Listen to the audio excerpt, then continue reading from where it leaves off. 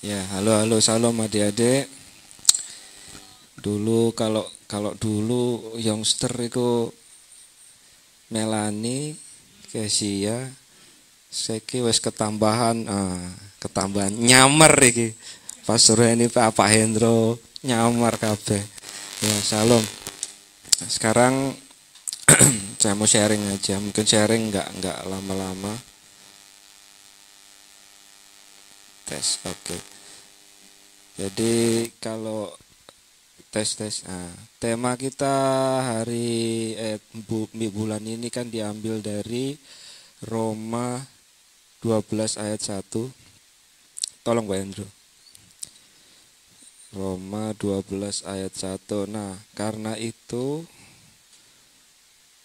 saudara-saudaraku, demi kemurahan Allah aku menasihatkan kamu supaya kamu mempersembahkan tubuhmu sebagai persembahan yang hidup, yang kudus dan yang berkenan kepada Allah. Itu adalah ibadahmu yang sejati. Pakai kita.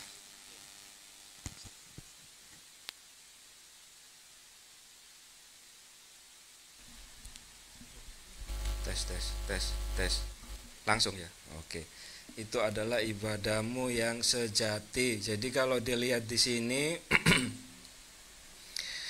persembahkan tubuh sebagai persembahan yang hidup, yang kudus, yang berkenan kepada Allah, itu adalah ibadahmu yang sejati. Kalau mungkin saya ingin bertanya sama adik-adik sekalian, para youngster ini, hidup itu seperti apa sih? Apa itu hidup? Yang hidup itu seperti apa? Hidup dan yang hidup itu seperti apa? Kalau misalnya gini, kalau kalian ingat waktu kecil ya, saya nggak tahu waktu kecil kalian, tapi waktu kecil saya misalkan,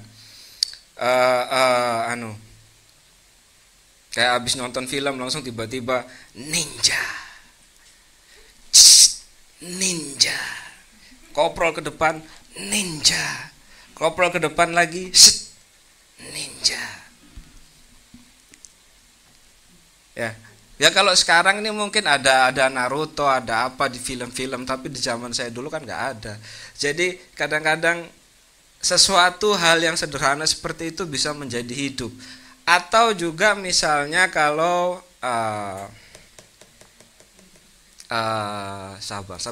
Iya, aku dulu pernah punya gitar kecil cuman gitar plastik ngono buat anak-anak usia berapa tahun ya. Kadang-kadang lek main gitar mungkin kalau suara mungkin ya paling ya cuma tang dong ding, tapi dalam benak angan-angan itu apa? Mungkin kayak apa ya, Yingwi Malmsteen ngono lho.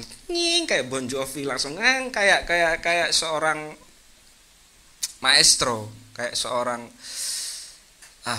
orang yang terkenal gitu, gitaris hebat. Atau mungkin kalian ingat, mungkin kalau cewek senengnya main rumah-rumahan ya. Rumah-rumahan gitu, kayak misalnya Papa Bani, ayo makan, ayo, harus makan sayur loh ya, kalau nggak makan sayur nanti sakit loh ya. Loh harus makan kok, harus makan kok, harus loh, adik juga harus makan ya. Ya mungkin kalau ini dunia girly ya, mungkin saya kurang seberapa memahami dan menjiwai, tapi rasanya kayak hal seperti itu bisa menjadi hidup. Atau kalian pernah nonton acara mukbang itu loh, acara makan itu loh, acara mukbang itu kayak kepulan asapnya ini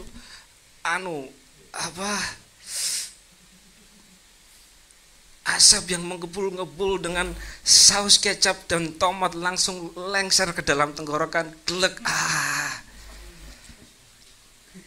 Padahal apa sih? Padahal kan itu cuma acara makan biasa ngono sih. Padahal cuma, tapi kok kenyataannya kok rasanya seperti wah ngono, seperti luar biasa ngono. Atau misalkan ya, kalau kalian lagi misalnya jatuh cinta. Ya. Misalkan lagi jatuh cinta. Ya. Terus di SMS, lagi apa sayang? Lagi makan. Puisi itu kayak kayak rasanya deg deg deg deg deg deg deg kan. Padahal kenyataannya apa? Mungkin lagi tidur gini. Oh lagi main game, padahal lagi turu ngorong-ngorong. Bisa, tapi kenapa ketika membaca oh lagi kangen ngono rasanya seperti dak dak dak dak dak. Nah iya kan? Seperti itu kan? Hah? Seperti itu. Ya. Jadi hidup ya seperti itu. Di satu sisi hidup seperti itu, di satu sisi yang mati kebalikannya itu tadi seperti apa sih? Katakanlah kalian punya teman, dia buat salah ke kamu, terus kemudian kamu marah misalnya, terus datang kemudian minta maaf sambil nangis-nangis, tapi kenyataannya air matanya air mata buaya seperti itu. Ternyata tidak dan bukan sebuah permintaan maaf yang sungguh-sungguh keluar dari dalam hati. Aku maaf ya, aku sudah sakiti kamu, mohon maaf. Tapi ternyata maafnya itu cuma sesuatu yang dari mulut aja. Besok ya dibaleni mana? Yang mati seperti itu, gak ada perasaan, gak ada rasa. Seperti orang minta maaf seperti apa sih? Apa yang diakui sih? Salahnya apa sih? Kemudian datang ke seseorang minta maaf, gimana sih? Ya, itu yang hidup dan yang mati. Nah, kalau misalnya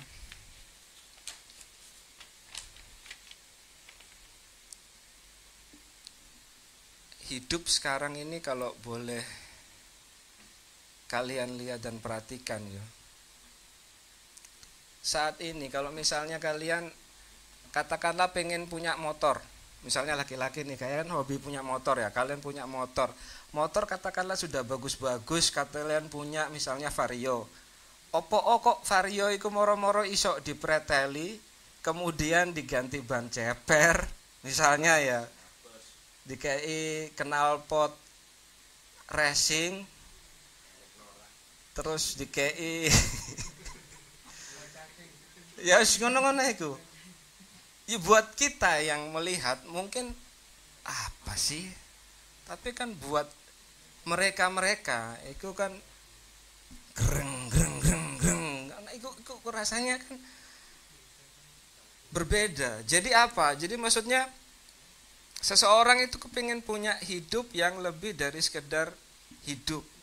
Jadi hidup itu pengen lebih hidup. Jadi pengen seperti katakanlah makan bukan sekedar makan ya. Mungkin makan kalau bisa makan sing sesuatu sing seperti langsung enak maknyus longsor nang tenggorokan ngono langsung kemudian Terkadang juga hidup itu sendiri memiliki tujuan. Setiap orang terkadang-kadang itu ingin hidup itu punya tujuan. Seperti ngapain kamu sekolah? Supaya pintar, supaya kerja dapat duit, terus tujuan kan. Kalian berpatokan pada ini ya gak apa-apa, bagus. Cuman masalahnya ketika kalian berpatokan pada ini, hidup kalian tuh kayak jadi orang yang dikejar deadline. Ya, le gagal ngene, le nggak gagal ngene. Jadi harus gagal, harus berhasil, harus gak boleh gagal, harus berhasil terus. Tapi kenyataannya kalian kan juga bisa gagal, dan saat gagal kan kalian pasti down. Nah ini. Tapi saya kembali lagi mau sharing apa yang mau saya sharingkan saat ini, mungkin hal simple. Apa itu hidup? Kalau kalian pernah ingat, sabar itu spoiler ya. Jadi kalau kalian pernah, kalau aku bisa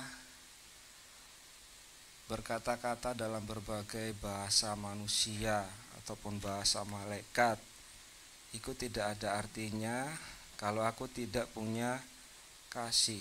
Itu di mana ya? Oh, 1 Korintus 13 ayat 1 ya. Sekalipun aku dapat berkata-kata dengan semua bahasa manusia dan bahasa malaikat, tetapi jika aku tidak punya kasih, aku sama dengan gong yang berkumandang dan canang yang gemerincing. Maksudnya apa? Maksudnya kan gak ada rasanya jika hidup ketika saya menyapa seseorang lalu tidak ada kasih, kan rasanya seperti ya sebuah omongan yang cuman lewat toh. Jadi nggak ada seperti nggak ada artinya gitu, nggak ada rasanya gitu ya kan. Tapi mungkin yang ingin saya sharingkan saat ini itu dari 1 Tesalonika 5 ayat 18. 1 Tesalonika 5 ayat 18. Nah, ini ya. Mengucap syukurlah dalam segala hal, sebab itulah yang dikehendaki Allah di dalam Kristus Yesus bagi kamu. Jadi kalau misalnya kembali ke Roma 12 ayat 1 tadi, persembahkan tubuhmu sebagai persembahan yang hidup, kudus, berkenan kepada Allah. Nah ini, karena itu saudara-saudaraku ya, ibadahmu yang sejati. Kembali lagi ke 1 Tesalonika tadi 5 ayat 18. Mengucap syukurlah dalam segala hal, sebab itulah yang dikehendaki Allah di dalam Kristus Yesus bagi kamu. Nah sekarang bagian sharingnya. Kalau mau sharing ya, kemarin tanggal 13 hari Jumat 13 Januari itu ibadah pertama men. Kalian tahu Om mengaturnya seperti apa? Perfected. Maksudnya apa? Maksudnya itu mulai dari pemusik Pak Daniel Yogi. Lagunya apa Pak? Oh iki. Langsung tak. Pak Hendro sudah dapat lagunya. Oh belum. Share. Pak Pastor Sam. Ya apa Pastor Sam? Oh ya, nanti saya yang musik. Oke Pastor Sam siap. Terus kemudian Pak Bayu tolong ya Pak Bayu ruangannya. Pak Hendro tolong ya Pak Hendro. Siapkan kayak YouTube-nya gitu, kayak ini segala semuanya. Dan hal yang terjadi pada tanggal 13 jam 6 sore itu cuman apa? Cuman hujan. Tahu hujan? Ya cuman hujan, was air turun, was. Tapi kalian tahu, Pak Daniel Yogi berhalangan karena dia masih dalam perjalanan pulang terjebak hujan. Pastor Sam lagi juga ada halangan, jemput Bu Lucy dari airport, sedang perjalanan kembali. Jadi Pak Bayu di ruangan ini sudah siapkan semuanya, Pak Hendro di sini sudah siapkan semuanya. Saya jam 6 itu masih dalam perjalanan Prambon gitu, hujan was. Puji Tuhan Suprafit nggak mogok sampai di situ, lalu tiba jam 7 kurang 6, jam 6.30 lah, jam 6.30 langsung aku ngelihat kenyataan semua set. Aduh tok isinya. Mohon maaf para men, saat ini kita ke Zoom. Kita ibadah pakai Zoom. Saat ibadah pakai Zoom. Ya, langsung iling. Tuh yang iya kan malam ini ladies. Waduh. Akhirnya telepon Pastor Sam. Pak, ya apa iki Pak Pastor Sam? Ya coba nanti saya buatkan Zoom meeting pakai Zoom. Ya buka akun, buka ngono-ngono. Ya apa iki carane? Nji iki apa nji? Kok tak share alamatnya enggak iso. Kok malah cuman tulisan-tulisan gimana gitu. Bukan alamat yang harusnya itu bisa muncul kan. Lalu kemudian Pastor Sam munculkan seret. Oke, ayo kita join semuanya di Zoom meeting.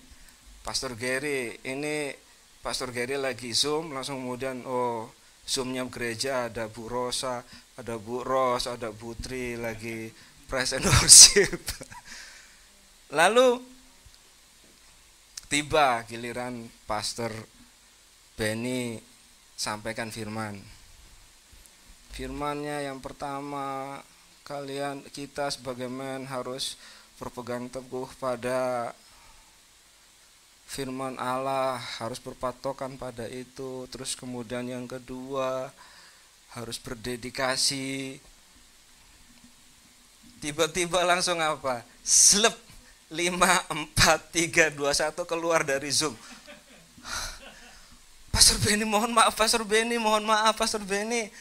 Apa? Zoom meetingnya jadi kayak gini.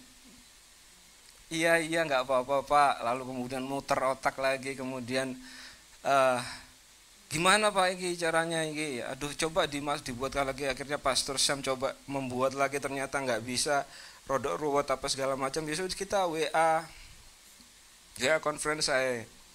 WA conference dibuat, diundang semua masuk. Pastor Benny bisa tidak tolong diulangi lagi Pastor. Jadi ngomong lagi Pastor Benny, gue ngomong mulai dari yang kedua sampai mendekati kesimpulan. Saat mendekati kesimpulan, tiba-tiba entah kenapa suaranya itu kemeresek. Lalu kemudian Pastor Benny, suaranya rada apa buruk Pastor, bisa tolong diulangi. Oh iya di bagian mana? Di bagian kesimpulannya aja Pastor, 5 menit terakhir. Mulai diulang lagi, set. Kalau misalnya kamu lihat ya, misalnya kalau kalian bayangkan ya, upacara pelantikan Pak Suropo oleh Gubernur Benny, atau pembukaan restoran Anu oleh Gubernur Benny, tiba-tiba pas motong pita, seglek lampunya mati. Bayangkan saja apa yang terjadi. Siapa sih yang buat acara kayak gini? Oh buat acara kok gak karuan nih kayak gini jadi ini. Sama seperti itu juga. Misalnya kalian ulang tahun lah, kalian buat acara mungkin di mana, tiba-tiba hujan, lalu yang kalian undang tuh nggak datang, sudah nggak datang, terus kemudian katakanlah langsung WA, ayo apa sih acaranya kok ngene, ucapan nggak enak ngono, ya apa perasaan kalian? Sama seperti itu juga terkadang-kadang hidup itu seperti itu. Kalian kalau misalnya mengucap syukur dan dalam segala hal, sebab itu yang dikehendaki Allah di dalam Kristus Yesus bagi kamu. Kalau dalam kasus yang tadi saya kembali kemudian, aduh aku iki apa rek jadi orang iki apa enggak ngerti kalau Bayu iku wis nyiapno ruangan, wis dirapikan, wis disiapno sound system, Pak Hendro wis siap jam 6 di sini, terus kemudian wis siapno anu. Ya kalau misalnya enggak jadi di ruangan iki saya pulang aja Pak, soalnya di rumah mungkin juga lagi hujan banjir. Oh, siap ya Pak, sebentar Pak ya, tak lihat Pastor Sam apa sudah membuat Zoom-nya itu udah jadi atau belum. Ya saya mohon maaf Pak, Hendro, saya tunggu sebentar ya Pak, tunggu sebentar ya. Terkadang-kadang lalu kemudian Bro Daniel, aduh sepurane Pak, mohon maaf sing sebesar-besarnya ya Pak, aku sepertinya nggak bisa join nih soalnya apa lagi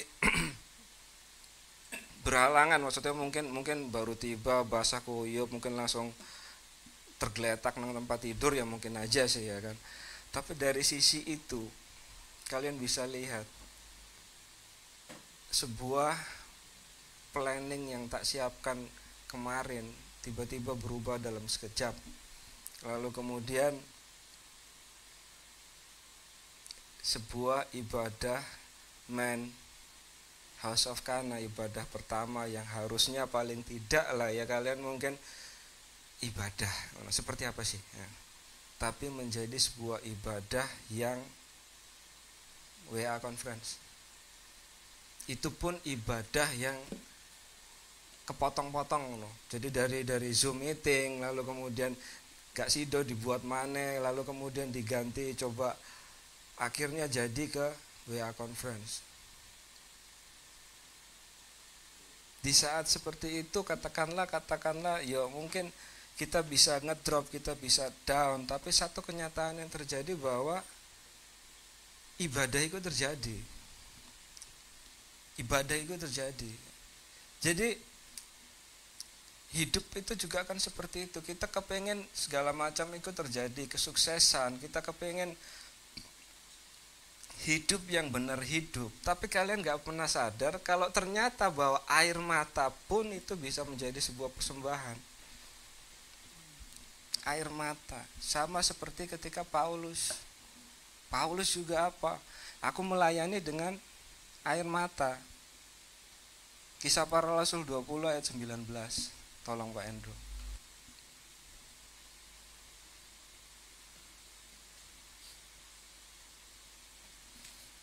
Kisah Para Rasul 20 ayat 19. Dengan segala rendah hati aku melayani Tuhan. Dalam pelayanan itu aku banyak mencucurkan air mata dan banyak mengalami pencobaan dari pihak orang Yahudi yang mau membunuh aku. Atau di Ibrani 5 ayat 7, Pak Endro.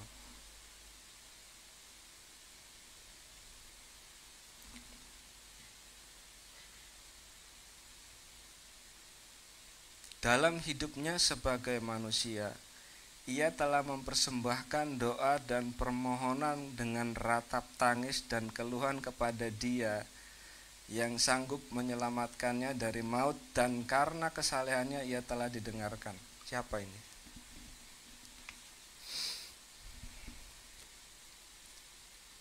Kita mengucap syukur. Saat senang kita mengucap syukur. Saat sedih, hidup itu apa? Ya dua hal itu. Ada waktunya Pak Hendro tolong Pengkhotbah 3 ayat 4. Segala sesuatu ada waktunya. Pengkhotbah 3 ayat 4. Ada waktu untuk menangis, ada waktu untuk tertawa, ada waktu untuk meratap, ada waktu untuk menari. Jadi kalau lagu terakhir tadi, kalian mengerti hidup gak dari lagu yang tadi? Lagu terakhir tadi, bila kau izinkan segala sesuatu terjadi, ku percaya itu untuk kebaikanku. Ada hidup di situ. Orang yang buat lagu itu tidak dan bukan kayak maestro biasa. Dalam pengalaman hidupnya dia membuat sebuah perkataan, jika kau izinkan sesuatu, segala sesuatu terjadi itu untuk kebaikanku. Jadi Anda dan saya, kita semua ya, jangan anak-anak saja tapi juga orang dewasa terkadang ingin untuk bahagia. Tapi di dalam hidup, sedih dengan susah itu kayak ban muter. Jadi hidup itu seperti itu, terus berputar. Kita tidak bisa menerima senang tapi susahnya enggak. Ya kan? Enggak mungkin. Karena apa? Hidup itu isinya itu, le enggak senang susah. Di pengkhotbah tadi sudah diomong, no. Le enggak sedih ya tertawa. Nanti tertawa juga enggak tertawa terus, pasti akan sedih. Nanti enggak sedih-sedih terus, nanti akan tertawa. Itu berputar terus karena hidup ini bukan kayak ban yang flat gitu. Maksudnya jeglak nang sedih, oh sedih terus, enggak juga. Nanti akan balik lagi ke ketawa. Itu hidup, dan hidup itu kita harus persembahkan kepada Tuhan. Apa? Mengucap syukur. Mengucap syukur seperti apa? Saat kalian senang, kalian mengucap syukur, lalu kemudian ketika kalian lihat orang yang misalnya lagi kesusahan misalnya ya, terus kemudian kalian apa? Kalian syukur kapok ngono. Gak juga kan? Kalian bersyukur bahwa kehidupanku ndak seperti dia, bahwa aku juga bisa seperti dia. Katakanlah kesusahan. Lalu apa yang harus kalian hadapi? Pikirkan. Kamu butuh pertolongan tak? Itu kan bersyukur. Atau saat sedih, kan kita harus lah, memangnya kalau aku kehilangan sesuatu lah aku harus mengucap syukur. Lawang kok misalnya kalau ada yang meninggal, apa sih? Kan penghiburan. Gak ada kan pengucapan syukur di acara itu. Iya, lalu kemudian aku harus mengucap syukur. Ya enggak bro, bukan seperti itu. Kalian kan harus memahami itu sebagai sebuah siklus yang kalian siapkan bagi diri sendiri, bahwa segala sesuatu itu bisa terjadi. Dan apa yang terjadi pulang ke rumah Bapa di surga itu menjadi sebuah hal yang nanti suatu saat setiap orang pasti akan alami. Jadi hidup itu seperti itu, dan hidup itu punya dua bagian itu. Jadi kita tidak bisa menerima satu dan kemudian menolak yang lain, seolah-olah kita nggak inginkan itu, padahal sebenarnya sendiri itu pun ada. Seperti di lagu yang terakhir tadi, kalian kalau misalnya renungkan lebih dalam, kalian pasti akan mengerti kalau memang kehidupan itu terkadang kita kepengennya enak, kita kepengennya senang, kita kepengennya bahagia, kita pengennya itu sukses, berhasil. Tapi di satu sisi Tuhan itu sendiri mengizinkan sesuatu itu terjadi. Kita mengalami kesedihan, kita mengalami air mata, kita mengalami duka. Supaya apa? Supaya kita mengerti dan bisa menghargai kembali. Katakanlah kebersamaan itu seperti apa sih? Kebersamaan itu seperti apa? Kita harus mensyukuri segala sesuatu, bahwa di tahun 2020 ibadah kita kan Zoom meeting. Sekarang kita bisa beribadah tatap muka. Jadi apa yang harus disyukuri itu? Kalau kita tidak mengalami 2020, kita mengalami ibadah pakai Zoom meeting, apa sekarang kita bisa menghargai, bersyukur bahwa Tuhan kasih kita saat, kita kasih kita waktu supaya bisa ibadah tatap muka seperti ini. Aplikasinya sangat banyak, tapi polanya itu satu, itu mengucap syukur dalam segala hal. Karena ini berhubungan dengan apa? Berhubungan dengan hidup yang berkelimpahan. Pak Hendro tolong Yohanes 10 ayat 10 Pak Hendro. Hidup yang berkelimpahan. Berkelimpahan seperti apa? Berkelimpahan dalam artian kalian sedih, kalian bisa mengucap syukur, kalian dapat damai sejahtera. Kalian senang, kalian mengucap syukur, kalian tetap punya damai sejahtera. Ada orang yang senang, gak tahu mengucap syukur, jadinya apa? Sombong. Akhirnya hilang damai sejahteranya, hilang ucapan syukur, terima kasih. Jadi makanan itu menjadi sebuah, katakanlah hal yang biasa dimakan, lalu kemudian gak ada arti dan gak ada nilai dan gak ada makna. Nah, pencuri datang hanya untuk mencuri dan membunuh dan membinasakan. Aku datang supaya mereka mempunyai hidup dan mempunyainya dalam segala kelimpahan. Hidup yang berkelimpahan. Dan mungkin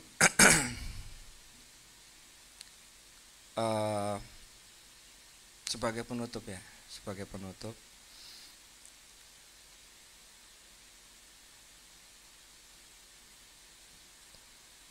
kenapa setiap orang harus mengucap syukur dalam segala hal? Karena sebenarnya kalau kita mengucap syukur saat senang itu gampang, tapi kalau saat kita mengucap syukur saat sedih, susah, itu terkadang kayak berat. Tapi coba kalau lihat di Matius 5 ayat 4. Tolong Pak Hendro, Matius 5 ayat 4.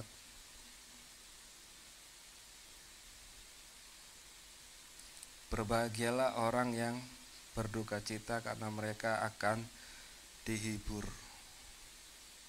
Kalau kalian tidak bisa bersuka cita atau mengalami damai sejahtera saat kalian sedih, ini jaminan yang kalian akan miliki. Atau di Lukas 6 ayat 21 Pak Hendro.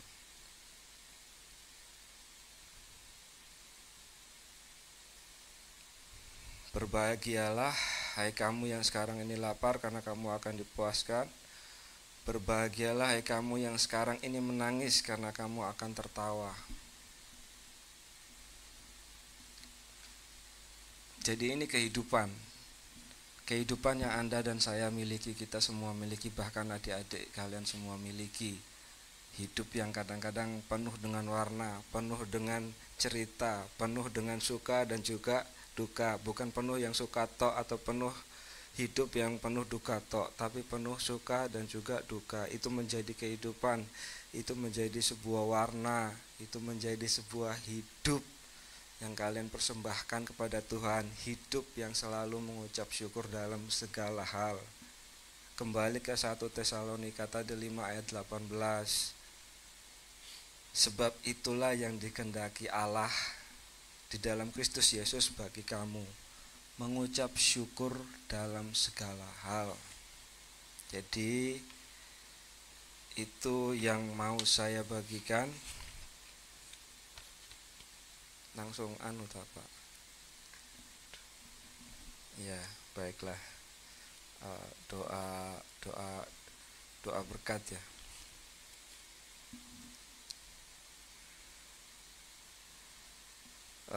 Kayak gimana Pak?